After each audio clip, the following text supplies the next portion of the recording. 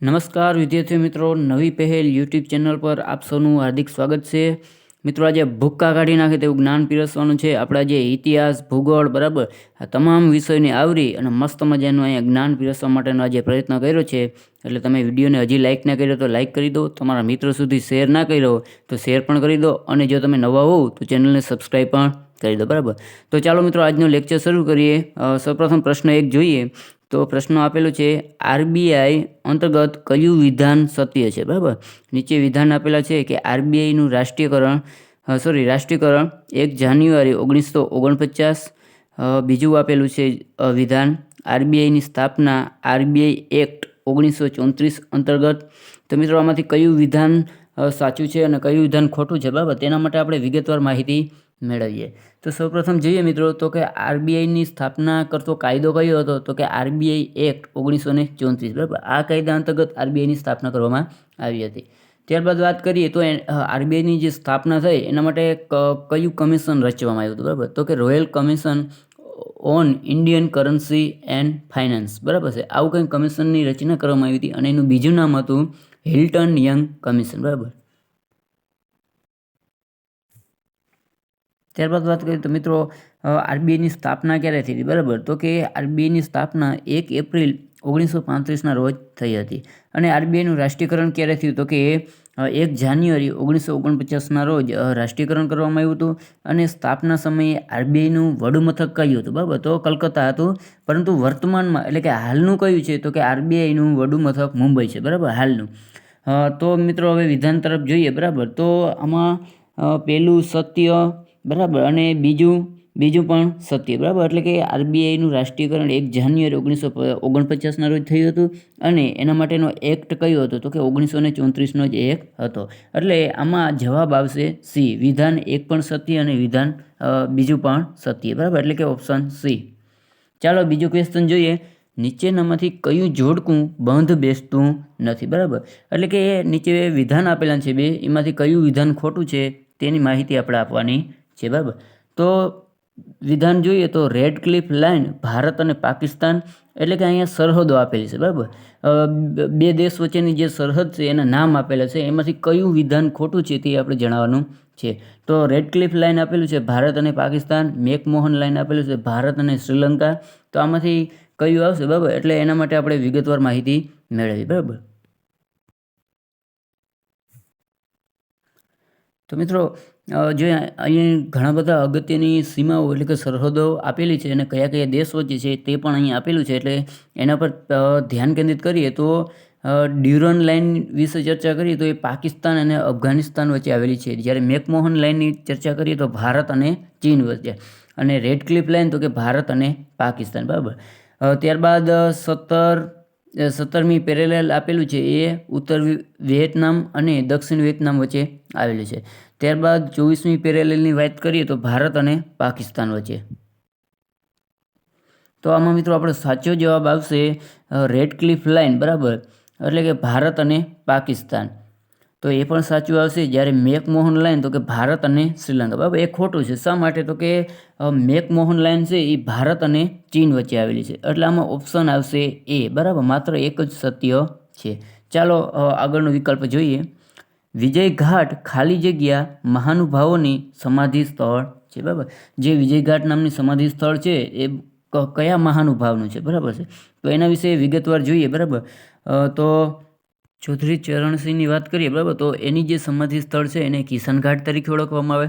અને લાલ બહાદુર શાસ્ત્રી છે એની સમાધિ સ્થળનું નામ જોઈએ તો વિજય ઘાટ તરીકે ઓળખવામાં આવે. બરાબર, તો આપણે અહીંયા વિજય ઘાટની જરૂર છે. બરાબર, એટલે વાત કરીએ તો ઓપ્શનમાં આપણે સાચો જવાબ આવશે સી. બરાબર, જે લાલ બહાદુર શાસ્ત્રી છે એનું જે સમાધિ સ્થળ છે એને વિજય ઘાટ તરીકે ઓળખવામાં આવે છે. બરાબર, તો આ હતો આપણો ત્રીજા પ્રશ્નનો જવાબ.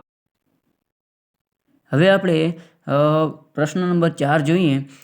અયોગ્ય વિધાન શોધો. બરાબર, એટલે કે નીચે પણ 2 વિધાન આપેલા છે અને એમાંથી કયું અયોગ્ય વિધાન છે એ આપણે શોધવાનું છે. બરાબર, તો કંઈક આપેલું છે પહેલું વિધાન કે ડાકોરનો મેળો ખેડા, વરાણાનો મેળો જુનાગઢ. બરાબર, તો આના માટે આપણે વિગતવાર માહિતી મેળવીએ તો અહીં જુઓ ઘણા બધા મેળાઓના નામ આપેલું છે અને કયા જિલ્લામાં ભરાય છે અને કયા મહિનામાં ભરાય એ અહીં વિગતવાર આપેલું છે.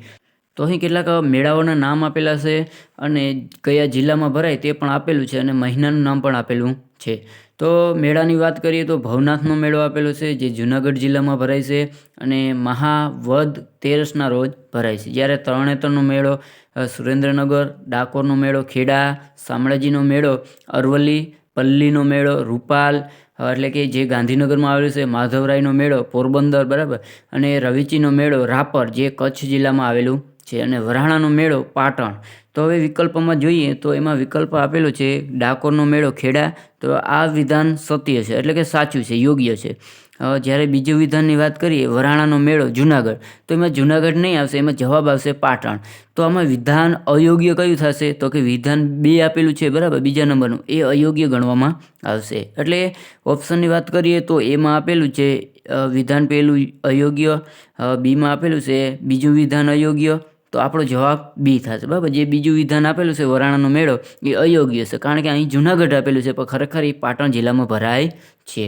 હવે આગળનો વિકલ્પ જોઈએ તો વિકલ્પ આપેલો છે કયા પુરાણમાંથી મૌર્ય વંશની માહિતી પ્રાપ્ત થાય છે.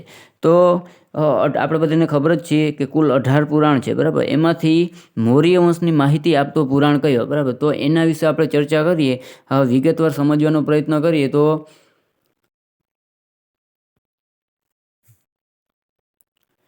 ટોટલ 18 પુરાણ આપેલા છે. એમાંથી મત્સ્ય પુરાણ છે એ સૌથી પ્રાચીન પુરાણ છે.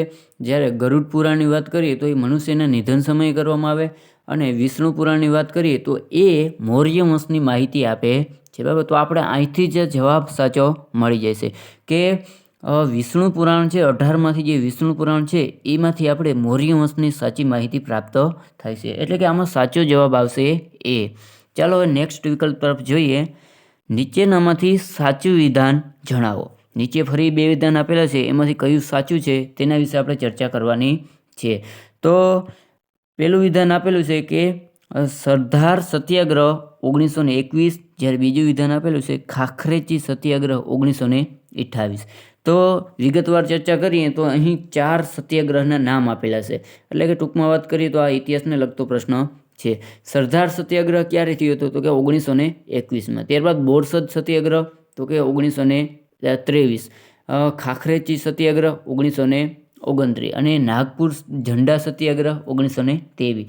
ત્યારબાદ ઘણા બધા સત્યાગ્રહો આવે જેમ કે બારડોલી સત્યાગ્રહ 1928, બરાબર, દાંડીકૂચ યાત્રા 1930, હિન્દ છોડો આંદોલન, બરાબર. આમ ઘણા બધા આંદોલન થયા, સત્યાગ્રહો થયા. એમાંથી આપણે અહીં 2 આપેલા છે, એમાંથી કયું સાચું છે તેની માહિતી આપવાની છે. તો વિધાન તરફ જોઈએ તો સરદાર સત્યાગ્રહ 1921 એટલે કે આ વિધાન સાચું છે. જ્યારે ખાખરેચી સત્યાગ્રહ 1928, બરાબર, તો એ વિધાન ખોટું છે. શા માટે તો કે ખાખરેચી સત્યાગ્રહ 1929માં થયો હતો, 1928માં બારડોલી સત્યાગ્રહ થયો હતો. એટલે ઓપ્શન તરફ જોઈએ તો માત્ર એ જ સાચું, એક જ વિધાન સાચું છે. એટલે આપણો જવાબ આવશે એ. ચાલો હવે પ્રશ્ન નંબર 7 જોઈએ. ભારતનું પ્રથમ રાષ્ટ્રીય ઉદ્યાન જણાવો, બરાબર. ભારતનું પ્રથમ રાષ્ટ્રીય ઉદ્યાન કયું છે? તો નીચે ઓપ્શન આપેલા છે હેમિસ, જીમ કોર્બેટ, ફોસિલ કે એક પણ નહીં. તો આની વિગતવાર માહિતી મેળવીએ. તો ભારતનું પ્રથમ રાષ્ટ્રીય ઉદ્યાન તરીકે જીમ કોર્બેટને ઓળખવામાં આવે છે, બરાબર. જે ક્યાં આવેલું છે તો કે ઉત્તરાખંડ રાજ્યમાં આવેલું છે. અને સૌથી મોટાની વાત કરીએ તો હેમિસ જે ક્યાં આવેલું છે તો કે લદ્દાખમાં. અને સૌથી નાના રાષ્ટ્રીય ઉદ્યાનની વાત કરીએ તો ફોસિલ રાષ્ટ્રીય ઉદ્યાન જે એમપીમાં આવેલું છે, મધ્યપ્રદેશ. અને સૌથી વધારે રાષ્ટ્રીય ઉદ્યાનો એમપીમાં આવેલા છે, અંદાજિત 11 જેટલા રાષ્ટ્રીય ઉદ્યાનો આવેલા છે. તો આપણો આમાં સાચો જવાબ કયો આવશે કે ભારતનું પ્રથમ રાષ્ટ્રીય ઉદ્યાન જણાવો. તો ભારતનું પ્રથમ રાષ્ટ્રીય ઉદ્યાન ઉત્તરાખંડવાળું જીમ કોર્બેટ આવશે. એટલે કે જવાબ બી આવશે આમાં સાચો જવાબ, બરાબર. ચાલો હવે પ્રશ્ન આગળ જોઈએ. પ્રશ્ન નંબર 8. આ પ્રશ્ન કંઈક ઇતિહાસને લગતો છે, બરાબર. તો વિગતવાર જોઈએ શું કહેવા માગે છે તો કે નીચેનામાંથી યોગ્ય વિધાન જણાવો. નીચે ફરી 2 વિધાન આપેલા છે, એમાંથી કયું યોગ્ય વિધાન એટલે કે સાચું વિધાન કયું છે તેના વિશે આપણે ચર્ચા કરવાની છે. વિધાન 1 જોઈએ તો ભારતનો સુવર્ણકાળ ગુપ્તકાળને ઓળખવામાં આવે, ચિત્રકલાનો સુવર્ણકાળ જહાંગીરનો સમયને ઓળખવામાં આવે. તો આની વિગતવાર માહિતી મેળવીએ. તો મિત્રો અહીં જુઓ ઇતિહાસમાંથી માહિતી કલેક્ટ કરેલી છે, બરાબર. એમાં સાહિત્ય કળાનો સુવર્ણકાળ તરીકે કોને ઓળખવામાં આવે તો કે જે અકબરનો સમય, મુઘલ શાસન દરમિયાન અકબર થઈ ગયા, બરાબર, એનું જે સમયગાળો છે એને સાહિત્ય કળાનો સુવર્ણકાળ તરીકે ઓળખવામાં આવે છે. ત્યારબાદ વાત કરીએ તો ચિત્રકલાનો સુવર્ણકાળ કોને ઓળખવામાં આવે છે તો કે એમાં જવાબ આવશે જહાંગીર. અને સ્થાપત્ય સુવર્ણકાળ તો કે શાહજહાં, બરાબર. અને લાસ્ટમાં 2 આપેલા છે કે ભારતનો સુવર્ણકાળ તો ગુપ્તકાળ, અને જો ગુજરાતનો પૂછે તો એમાં સોલંકી કાળ આવશે, બરાબર. ભારતનો કહીએ તો ગુપ્તકાળ અને ગુજરાતનો પૂછે તો સોલંકી કાળ. હવે આપણે વિકલ્પ તરફ જોઈએ કે નીચેનામાંથી કયું યોગ્ય વિધાન છે, બરાબર. તો ભારતનો સુવર્ણકાળ એટલે કે ગુપ્તકાળ એ વિધાન સાચું છે. ચિત્રકલાનો સુવર્ણકાળ એટલે કે જહાંગીર આ પણ વિધાન સાચું છે. તો આપણો ઓપ્શન આવશે ડી, બંને વિધાન સત્ય છે, સનાતન સત્ય છે. ચાલો હવે નેક્સ્ટ ક્વેશ્ચન તરફ જોઈએ. નીચેનામાંથી કયા શાસકનું મૃત્યુ સાબરમતી નદી કિનારે થયું હતું? આ પ્રશ્ન પણ ઇતિહાસને લગતો છે, બરાબર. તો નીચે ઓપ્શન આપેલા છે મૂળરાજ, ચામુંડરાજ, અકબર કે જહાંગીર, બરાબર. 2 મુઘલ શાસનના આપેલા છે અને 2 એની પહેલાંના સમયગાળાના વિકલ્પ આપેલા છે. તો શું કહેવા માંગે કે સાબરમતી નદીના કિનારે નીચેનામાંથી કયા શાસકનું મૃત્યુ થયું હતું? ચાલો તો અહીં કંઈક મૃત્યુ થયું કયા કારણોસર અને કઈ નદી કિનારે થયા એના વિશે થોડીક માહિતી કલેક્ટ કરેલી છે, એ સમજવાનો પ્રયત્ન કરીએ. તો મૂળરાજનું મૃત્યુ ક્યારે કઈ નદી કિનારે થયું હતું તો કે સાબરમતી નદીના કિનારે.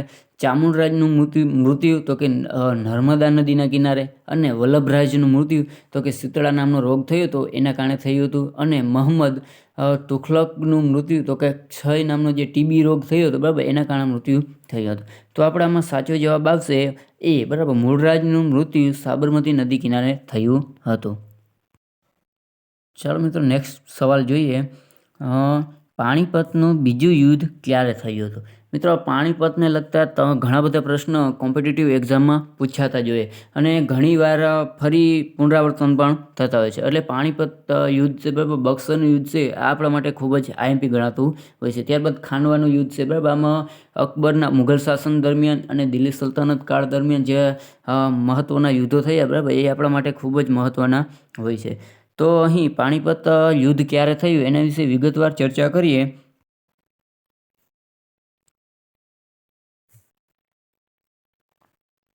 તો મિત્રો 20 એપ્રિલ 1526માં બાબર અને ઇબ્રાહિમ લોદી વચ્ચે પાણીપતનું પ્રથમ યુદ્ધ થયું, બરાબર. એટલે કે મુઘલ શાસનકાળ દરમિયાન શરૂઆત થઈ ત્યારે દિલ્હી સલ્તનતનો સમય પૂરો થયો અને મુઘલ શાસનની શરૂઆત થઈ ત્યારે ઇબ્રાહિમ લોદી જે લોદી વંશનો અંતિમ શાસક હતો એના વચ્ચે અને મુઘલ શાસનના જે સ્થાપક હતા, બરાબર, બાબર, એના વચ્ચે 1526માં પાણીપતનું પ્રથમ યુદ્ધ થયું હતું.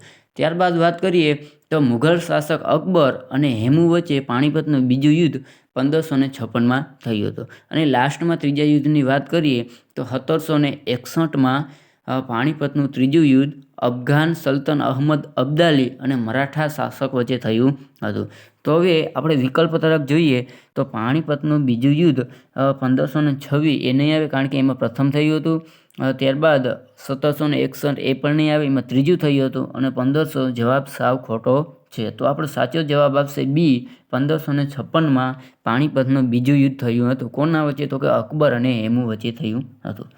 તો મિત્રો આ મહત્ત્વના પ્રશ્નો ઇતિહાસ, સાંસ્કૃતિક વારસો, બરાબર, અને ભૂગોળને લગતા હતા. જો તમને કાંઈ કે નવું જાણવા મળ્યું હોય તો વિડીયોને લાઇક કરી દો, તમારા મિત્રો સુધી શેર કરી દો અને ચેનલમાં નવા હો તો ચેનલને સબસ્ક્રાઈબ પણ કરી દો, બરાબર.